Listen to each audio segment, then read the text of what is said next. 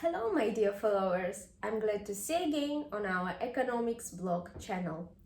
We've already discussed the main features of modern education technologies in our previous video, so I think it would be quite logical to emphasize the interrelation between education and economics in this video. So, let's start. To begin with, I would like to define the education economics or the economics of education. So, it is a study of economic issues relating to the education, including the demand for education, financing and provision of education, and of course, comparative efficiency of various educational programs and policies like sport and healthcare and other areas and spheres of people's life.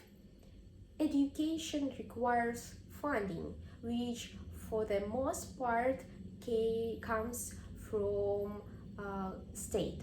And if the government provide education with necessary resources, then we can say that it is beneficial for them. and I and we will turn to this and I will answer the question why it happens so. But now let's first look at how the level of economy in country affects on education.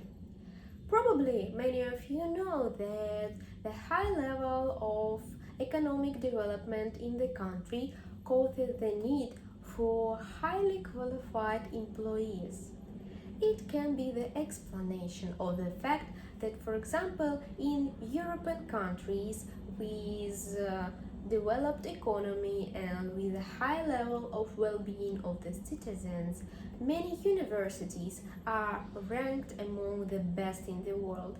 And while in poor developing countries, for example in Africa, the higher education isn't particularly common and it's usually considered as privilege.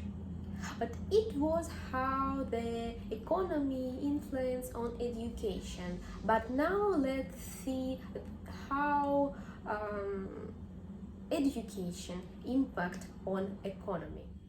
Firstly, I would like to say that of course governments needs good specialists who would be able to work in constantly emerging new industries, stimulating economic growth. Also, education influence on labor market. Believe me, every employer is interested in having person with good level of education, because in this case education, higher education acts like a signal for employer that this person have more knowledge, he or she has more skills, and this person would be able to ensure and support prosperity of the company. But let's look also from the another side on the education and its impact on economy. Despite the fact that some part of places in the universities are sponsored by government, many of them are quite expensive. So we can say that education can be a field of big business. And in this case, it's also influence on economic growth because it can change the GDP because of expenditures of households on the economy, and of course because of investment in this sphere. To conclude, I want to say that education and economy are closely interrelated, and the role of education in our life is huge.